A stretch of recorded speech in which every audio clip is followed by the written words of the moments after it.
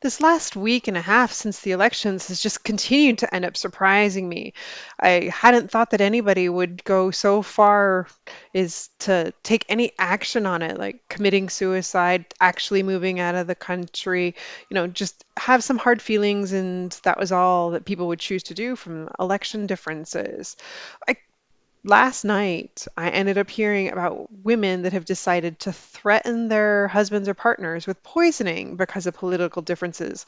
One even went so far as to show herself putting something in a beverage that she served to her husband. This is just unreal to me, and I really hope that that was not a real situation where she filmed herself poisoning her husband. If this is your situation and you're facing something that dire, get safe first and then worry about forgiveness later. But make sure that you are safe because there are some serious extremes I would never have expected to be coming up out of this election with the way that people are sharing that. Between threats, murder, suicide, moving out of country, all 4B, I am just astounded with the lengths at which people are taking because simply people exerted their rights as free thinking citizens. So I totally get it if you are experiencing any of these more extreme situations and you are nowhere close to a decision to forgive someone and are laughing at me at my naive attempts to promote unity and forgiveness compared to what is going on in your life. Which brings me to today's topic. If you were exceptionally forgiving, how might that benefit you and the other person? Forgiveness is a choice. It starts with a decision that benefits your relational and spiritual health. Then, with emotional forgiveness, grudges, resentment, bitterness, anger, hate can be transformed to empathy or compassion, which benefits your physical and mental health.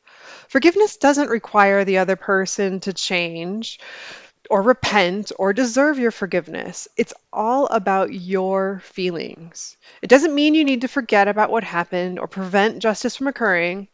If someone is trying to poison you, they need help and should face the consequences of those decisions so they don't do it again to anyone else. So forgiveness doesn't take any of that away. It is all about healing how you feel and healing your hurts. There is a process for emotional forgiveness, and we are partway through on this journey of transforming our emotions related to a specific situation involving election forgiveness. So the acronym is REACH. R is for recall the hurt, E, empathize with the one who hurt you, A, altruistic gift of forgiveness, C, commit to the forgiveness you experienced, and H, hold on to the forgiveness when you doubt. So reach forgiveness. So far, we've covered the first two, recall the hurt, empathize with the other person, and today I'll cover give an altruistic and unselfish gift of forgiveness, and then we'll cover the rest in the next few episodes. In case if we haven't met before, I'm Sharon. As I've watched the reactions to the US election, I just see signs of friendships and families that are being torn apart because of political differences. Using some of my professional coaching knowledge, I decided to put together some impromptu help for people that want to forgive those that voted differently from them so they can repair their relationships. The series is based upon Dr. Worthington's DIY workbook on forgiveness. This is the sixth of 12 short videos. I plan to wrap up before Thanksgiving, so hopefully some of you can enjoy a more peaceable family meal. At least you won't be imagining all of the hurts and pain that can come up and be enjoying some peace as you enjoy your turkey. So, for the first exercise today, exercise 6.1, how might forgiveness be useful for you? If you were an exceptionally forgiving person, how might that benefit you? What are your thoughts on that? Research shows that when a person forgives because forgiveness makes the person healthier, more positive, more reconciled to the wrongdoer, and more spiritually at peace. That person benefits. But when the person forgives unselfishly or altruistically to benefit the wrongdoer, even if they don't deserve it, he or she enjoys even greater benefits. So, getting to the question, If I was exceptionally forgiving, how might that benefit me? Well, I'm pretty strong in my Christian faith, so it would help me mature as a Christian, behaving as Jesus asked believers to do, and that brings me joy. Um, there's probably a couple of other reasons for that, but that's my primary one. So you may have something different than me if you, particularly if you have differences of faith and belief systems. So moving into the next exercise. When did you do something altruistic, unselfish for someone else? Write about a time when you did something altruistic or unselfish to benefit another person. Describe what you did and how you felt about doing it. So for me, it's all about those little things. It's holding the door open, handing off the shopping cart to somebody, deciding not to yell and scream at the person who cuts me off in traffic, letting someone know that they dropped money. I think these small acts of kindness really help make someone's day, and I'm glad to be a small service to them. So that's more typically what the unselfish and or the altruistic types of acts that I do. What about you? Moving into the next exercise. So compared to all of these acts of kindness that we were just talking about, we are all capable of wrongdoing. It's going to share a little bit of a story that's in the workbook. And I forgive me if I pronounce any of these names wrong. So Yehiel Dinner was a Holocaust survivor who was a witness during the trial of the infamous Nazi war criminal Adolf Eichmann. Dinner entered the courtroom and stared at the man behind the bulletproof glass, the man who'd presided over the slaughter of millions. The court was hushed as the victim confronted a butcher of his people. Suddenly, Dinner began to sob and collapsed to the floor, but not out of anger or bitterness. As he explained later in an interview, what struck him was a terrifying realization. I was afraid about myself, Dinner said. I saw that I am capable to do this, exactly like he. In a moment of chilling clarity, Denner saw the skull beneath the skin. Eichmann, he concluded, is in all of us. So, what do you think is the point of that story? Do you agree with it? Why or why not? So, to me, the point is that we all have a choice on how to act. We are all capable of decisions that weigh the whole spectrum of good versus evil. Many of us would never choose to be Eichmann, but none of us lived his life. Only he knows how or why he made the decisions in his life. I just don't see myself ever making that decision, but I could perfectly see that given the amount of free will that we have, that I could have made decisions that led that way. The way that I've lived my life, I've chosen not to. For me personally, this is what God asks us to do each day through this gift of free will that He's given us. He is giving us a daily opportunity to answer the question, do you love me enough to be obedient and become the person I designed you to be? Or do you choose to be willful and make deals with the devil? There are plenty of things I would be willing to do to protect my loved ones, but I don't see myself killing millions of people. Like I've mentioned, your belief system may be different. We all have a line, a morality line somewhere. And some of us may keep pushing it further out than others, and others may choose to behave within its limits. So all kind of depends on what your experiences in life are and where that initial line of morality is. So getting into the next question. Did Yehiel Dinner think that he was similar to Adolf Eichmann before his realization? Just answer this yes or no. No. He truly thought that he was different, which is why the reaction was so strong. It came on him as that epiphany that it hadn't occurred to him before. So, how does that make you feel as you confront that you could possibly do extreme wrongdoing? Hits a little hard. I know that, like, as I truly think about it, I personally just don't see myself ever taking anyone's life. I just don't think I could do it. I can't take millions of dollars to bend my integrity There are situations where I've been tested and pushed to identify where my line is and some of the things I've had to do at work if I wanted to toe the line or not, and I know where I stood, but I just don't see that I personally would choose to do that. But I could see how others may choose a very different path and decide that power over is more important than goodness. So, moving into the next exercise, when was a time that you needed forgiving? What was a time that you needed forgiveness? Think back to a time when you hurt someone or did something wrong, needed forgiveness, and were granted forgiveness. This could be an incident from childhood, high school, your job, university, or something that happened in your family or relationship. What matters is that you did something wrong, felt badly about it, and were forgiven by someone else. So take a moment to identify that event and to write it down. While you think through this, I'm going to go ahead and share a little bit of my story. Not going into too much depth on this one because this one can take you a little bit to go through and process. So, personally, I'm in recovery for workaholism. There are plenty of things I've done over the years when I put work before anything else. And there's been plenty of really bitter and drawn out fights with my husband about my priorities.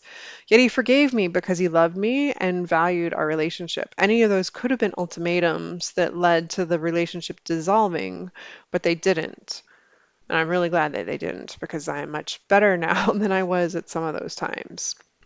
So now that you've had a chance to write down your answer, so as you think about that situation you just wrote down, what did it feel like to be in trouble, to lose respect from others or yourself, and to need forgiveness? Did you feel this even though no one was making you feel guilty?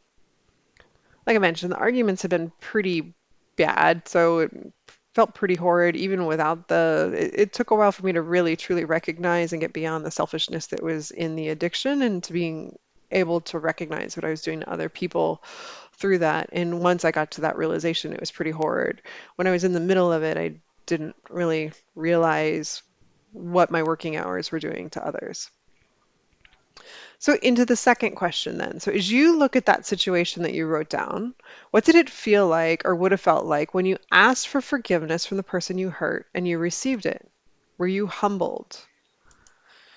For me, when first off, yes, I was humbled when I realized how much forgiveness my husband had granted me. By the time I realized the pain that I had caused him and to our relationship from being a workaholic, it was really hard to speak up because it was kind of overwhelming and I felt really guilty. But I recognized he had already forgiven me. And it was one of those things, though, that I felt it was necessary to speak up. I didn't have to ask because he'd already forgiven me, but I felt that to free myself from the guilt, I felt it was necessary for me to consciously make amends and ask forgiveness once I had gotten better in my working relationship and gotten my workaholism, so it was less extreme. There are days I still struggle with it, but it definitely it was part of that healing process to go through and to have that conversation with him on amends and forgiveness and a recognition and appreciation of how much he loves me and how much he forgave me for all the times that I caused him pain through that. So I hope you got some pretty good insights from that. That was some pretty good soul searching for me as I went through and took a look at that. And I know that was just the kind of the surface answer I gave. Hoping you got some very good insights from that and from that exercise as well. So moving on. So getting in touch with the gratitude we feel for our forgiveness. So focus for a moment from that situation on how good it felt to receive forgiveness and the feeling of freedom you received when the burden of guilt was lifted from you. When you can recall this state of gratitude or thankfulness, that's when we'll start the next exercise. Feel free to pause the video for a moment so you can gather your thoughts and get so you can feel that emotion and feeling of freedom in your heart. So, the exercise for this step is if you were writing a letter of gratitude for being forgiven, what would you say? What would you say to that person is a thank you for their forgiveness? I'm not going to share the letter, but I'll just pick one line from it. So I wrote down it was a heartfelt appreciation that was better communicated with a hug and a kiss than anything I could say or write. So again, this was another pretty deep exercise. I hope you ended up benefiting from that and being able to see how good it felt to be forgiven when someone ended up altruistically granting you forgiveness, whether you deserved it or not. So moving into the next exercise, exercise 6.6, the gift of forgiving. So we're going to go back to that scenario around election forgiveness that you've chosen for this exercise. Now think about that person, that loved one that you're thinking about forgiving. If that person was in trouble, would you help them?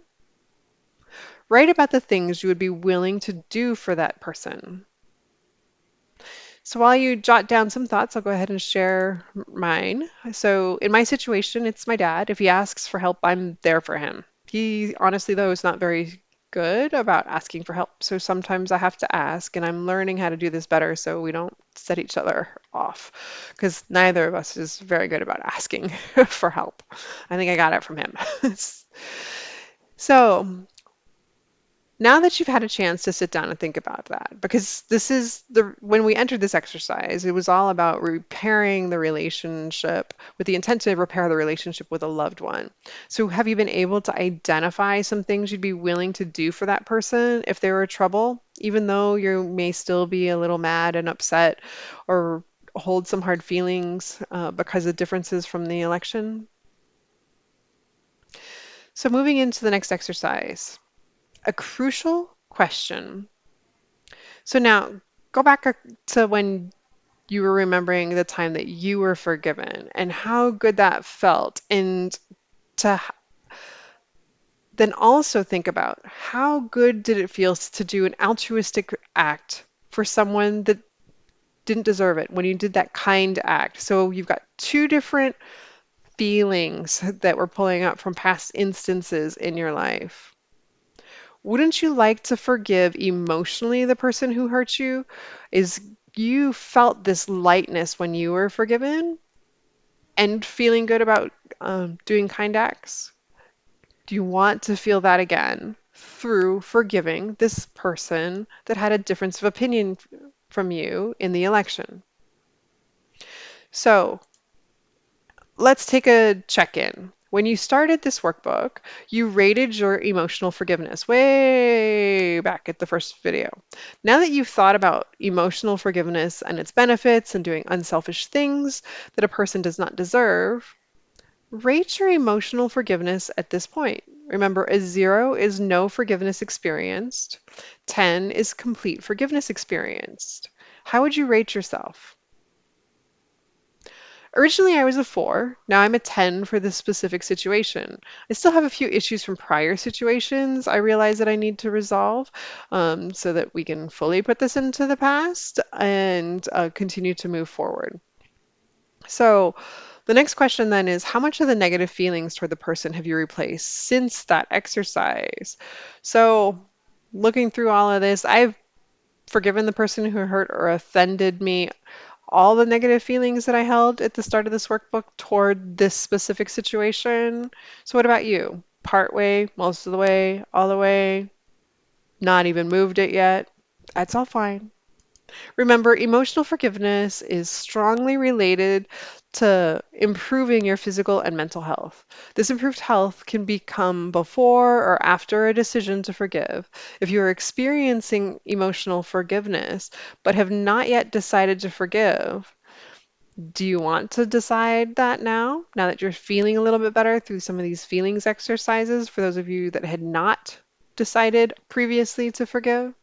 Decisional forgiveness is related to better relationships and spiritual well being. It sets you on the road also to furthering your emotional forgiveness so that you can end up having more physical and mental health.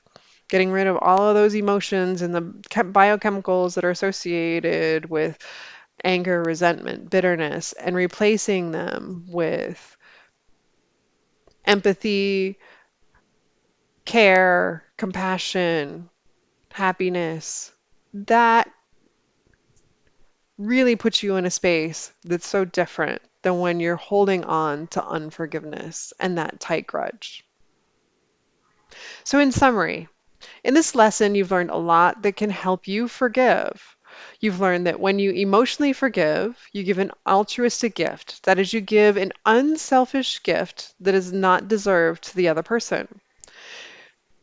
Remember, you don't need to talk to this person, you don't need to tell this person, you don't need to do anything. This is just all about you and what's going on inside of you. So, even though this is an unselfish gift that is not deserved to the other person, you get a lot of personal benefits from it. Previously in your life, when you wronged someone, you received a gift of altruistic forgiveness from some other person at least once in your life, and it felt great, making you feel free, light, unburdened. You felt gratitude. And this is what we want to make sure that you can access again through forgiving someone else. You'll get that lightness, feeling unburdened, and feeling freedom from any hard feelings that you've experienced. As a result of this workbook, you might have decided that you want to give the gift of forgiveness to the wrongdoer. It is a magical gift that you give away, and it gives you just as much blessing as the wrongdoer. Then, moving into this last one. So, this is more of a bonus points exercise because we didn't really touch on it so much. But you can do something nice for the person who offended you. You don't need to talk to the person or interact with them. It could be a symbolic action. So even though that person might not be in touch with you, might never find out, and might not even feel gratitude that you forgave them or did something good for them, it still has value to it. Since Still, this is about you doing something nice, noble, and generous. It's not about whether the other person ever appreciates it. So why should your good feelings depend on the other person's reaction? That's why we're saying this is all about you. This is all about you getting the benefits of forgiveness. It opens up the space for you to grow, for that relationship to heal, for you to receive holistic healing in your life. Remember, this is all about your inner processing and healing.